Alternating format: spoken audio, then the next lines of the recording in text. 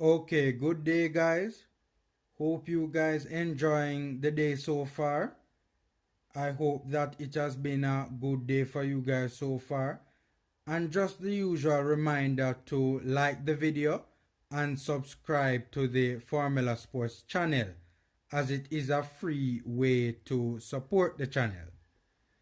Now, with that being said, there was some big coaching news over the last couple of days from a Jamaican standpoint. Two big name ex Reggae boys received head coaching jobs in England over the last couple of days. And I must say, this has been an excellent week so far from a Jamaican footballing perspective. Initially, it wasn't going so great with news of the salary impasse between the Reggae Boys and the JFF, but I must say the week has now turned around very quickly and looks like it will be one of the most memorable in Jamaica's football history. And many of you would have seen the video I did the day before yesterday with all the players the JFF president would have confirmed are in the process of acquiring passports. Now, of course, many have been touting these two names as possible replacements for Theodore Whitmore when he departs. One of these two coaches was already a head coach in England, while the other was a part of the respective coaching staff of another club as an assistant coach, and then got a promotion as interim head coach upon the sacking of his predecessor. So I'm sure you guys would have guessed the two gentlemen I am referring to, both being former Reggae Boys Darren Moore and Jobi McAnuff. Darren Moore, surprisingly, at least in my opinion anyways, left Doncaster Rovers in the English 3rd Division and signed for Championship strugglers Sheffield Wednesday, while Jobi McAnuff has taken over as caretaker or player manager at Leyton Orient. Now, as I stated, Darren Moore was a bit of a surprise. A surprise because Darren would have left a very good situation and jumped straight into the fire in a pretty bad situation. When Darren left Doncaster in the English 3rd Division, they would have been sitting in a very good situation. Doncaster are currently sitting in 6th spot, in a playoff spot in the English 3rd Division.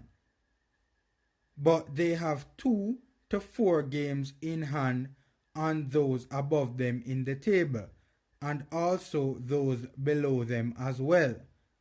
Hypothetically speaking, if they were to win these games, they would be in 3rd, having played 31 games, and just 1 point below Hull City, who would have played 33 games, and 4 points off the leaders Peterborough. So in my opinion, he had a good thing going and would have been in a very good position to promote Doncaster to the championship with almost 2/3 of the season played already.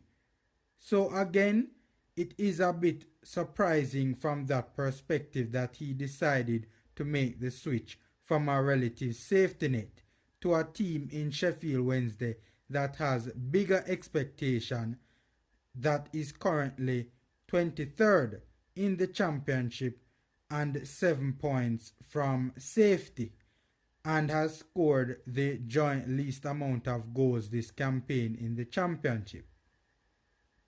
Now, there are a number of reasons that could be responsible for Darren Moore's decision.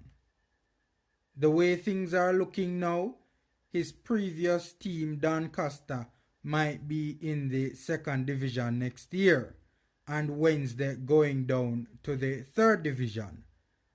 Now, who knows? The possibility exists that Moore probably feels he can get more out of the players in the Sheffield squad than their prior two managers this season managed to get out of them.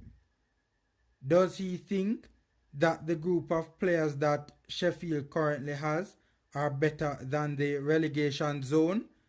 I don't know, guys. I'm just speculating here as to what he might think and trying to make sense of this decision from Moore.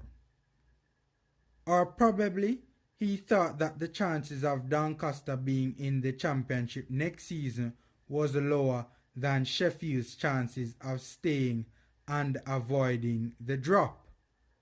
Also, the fact of the matter is that as of right now, Sheffield are currently playing at a higher level than Doncaster. It could be a matter of him wanting to challenge himself. It could also be financial compensation. Probably Sheffield are paying him a lot more than Doncaster, and this is entirely possible, as the fact of the matter is Sheffield are a far bigger club than Doncaster with more resources at their disposal. He probably has analyzed the situation and arrived at the conclusion that it is entirely possible to keep this club where they are already in the championship, and that might be much easier and much more possible and likely than trying to take Doncaster to where they hope to be, which is where Sheffield already are in the championship. Also, keeping Doncaster in the championship, if they do actually get there, might be difficult in and of itself from a resources standpoint, whereas Sheffield Wednesday might harbor much more realistic hopes of getting into the top flight of English football, because from a resources standpoint, for them this might entirely be possible if resources are properly utilized where buying players are concerned. So Darren Moore might see turning around this Sheffield ship as his ticket to the big time, or back to the big time, because of course he was previously at or in the big time with West Bromwich Albion, versus staying at Doncaster, who from a resources standpoint will just be content with getting and staying in the championship.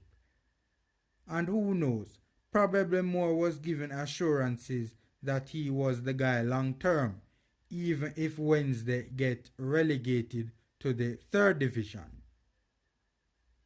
Now, Jobi's situation is obviously not as surprising as Moore's, right? It's obviously not as surprising.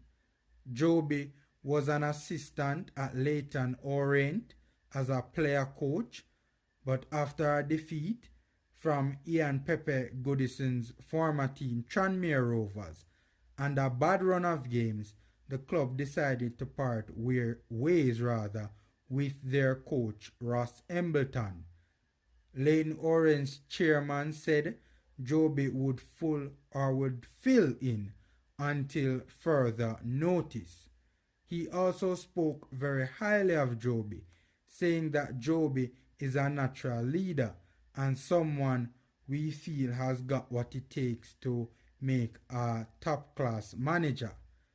And he has already coached the team to a 1-0 victory over Grimsby Town, which moved them from 14th in the 4th division to 13th. And we at Formula Sports agree with this sentiment 100%. Jobi was a clever player, and especially his personality, I think, is well suited to get the best out of the modern day player. And I must say, Jobi is one of my favorite overseas born players. A shame the JFF took so long in recalling him into the national setup after his long hiatus from the national team. So we wish both these two gentlemen the best, especially Jobi, because Moore has already proven himself as a good manager. So we really hope Jobi can do well as well, build on his debut managerial win, and have a good run of games and get the Leyton Orient job full time. And who knows, even someday get Orient out of the 4th division to the England 3rd division. So all in all, a massive and eventful week in Jamaica's football. Hopefully, we can have many more weeks as good as this one. Okay guys, that's my 2 cents. Enjoy the rest of your day. Please remember to like and subscribe. And until next time.